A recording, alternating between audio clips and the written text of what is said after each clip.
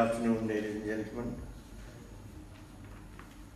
Thank you all for being here this morning to be part of this effort which your chamber and our government has brought about to try and assist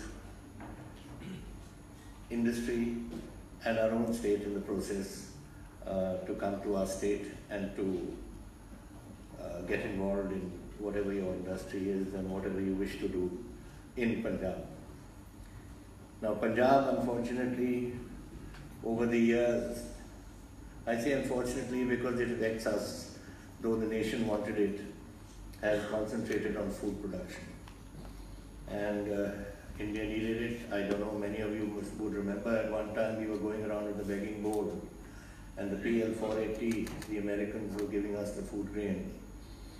And a time came then we had the Green Revolution and Punjab took off in agriculture production, whether it was paddy or whether it was wheat. And we carried on in that direction, and it's been now, I'm talking from the 60s to now we are around 2018, that this has been what Punjab has been doing.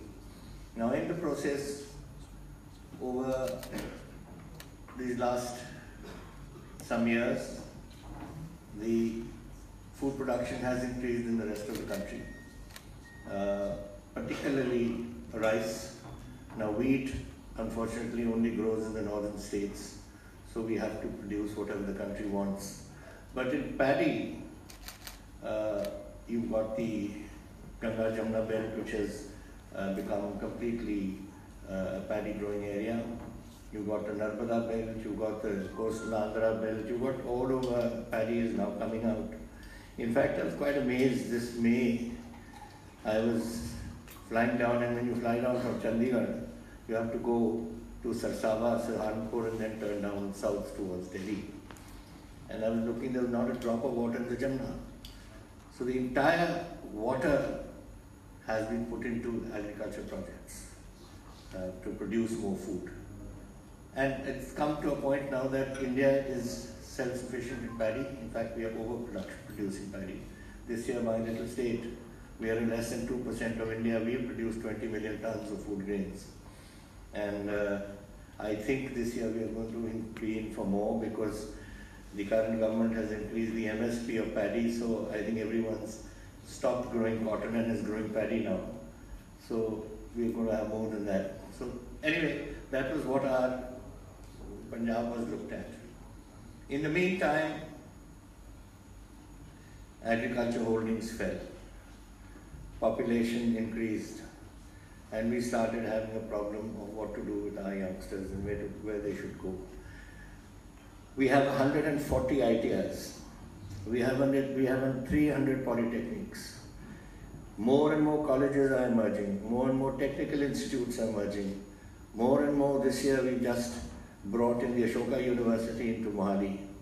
We've got the other day we also, Amity University is coming into Mohali. So education is coming up and we didn't know what to do with our youngsters. Answer is, both for Punjab and for our youth, industry. We need industry to be able to find jobs for these youngsters who are emerging, and they're very keen, the whole world is developing, so why shouldn't our children develop too? And we need jobs for them, we need revenue for our state, and that all is yours. The agriculture sector, the primary sector, the contribution is 1 or 2%. I think nationally it was 3% at one time, perhaps fallen a bit. Secondary sector had closed down, and we didn't have a secondary sector. Why didn't we have a secondary sector? Because at that time, the threat was Pakistan. And the Chief Minister of the time, Sardar Pratap Singh Kero, very forward-looking Chief Minister, very fine gentleman and intellect. And he pushed our industrial belt towards Delhi to Faridabad, Gurgaon, and all part of Punjab. And in 1966, we gave it away. So we were left with nothing. We were left with whatever little ancillary industry came up along the GT road. And that's not good enough for us. So we had to start looking around. Now when we came into government this year, we had made it clear that our objective was going to be to bring industry into Punjab, and we want to sit with industry and whatever.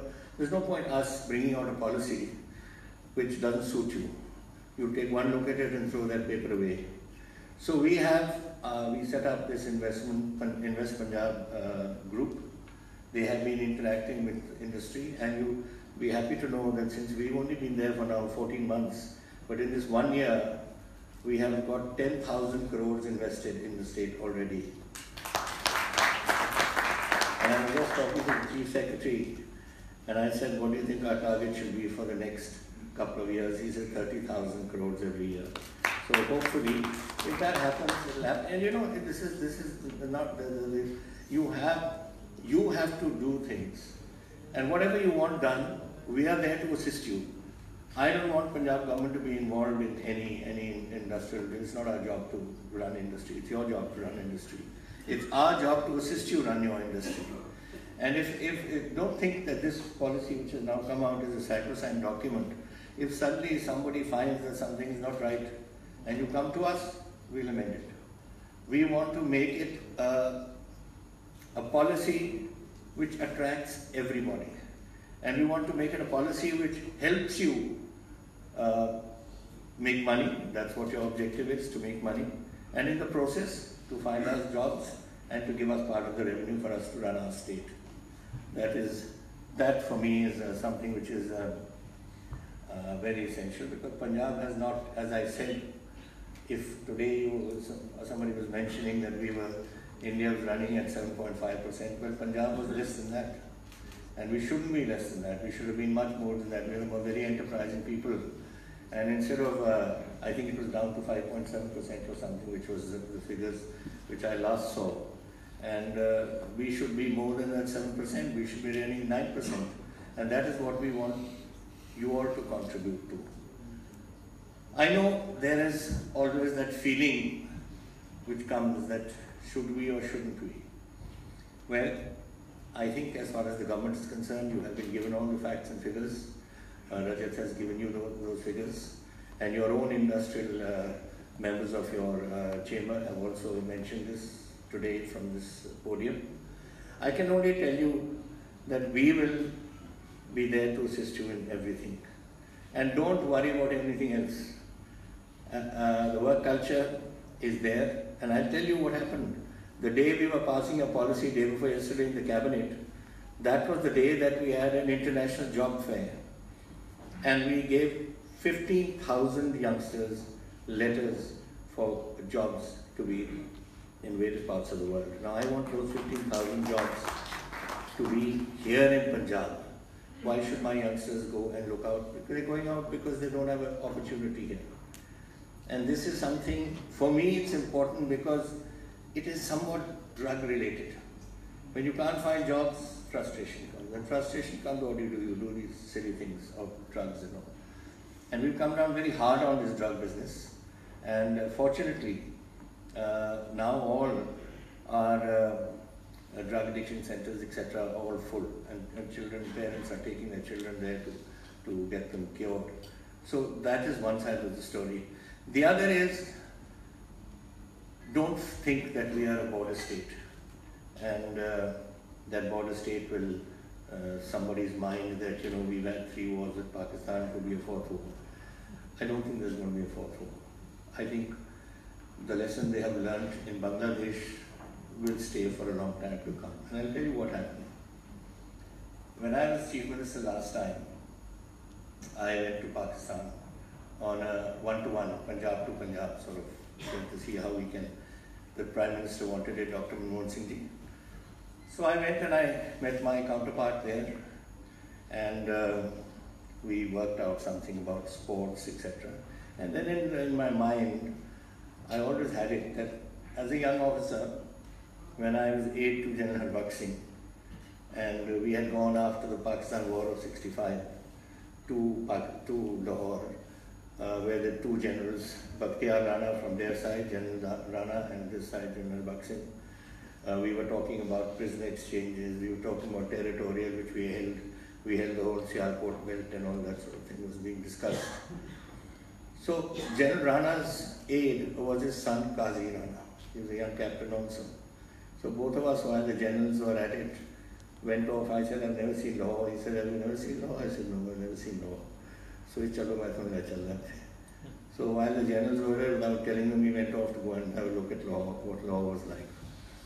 And then I had an opportunity in 2004 to go and I asked the Chief Minister, I said, can you locate this gentleman?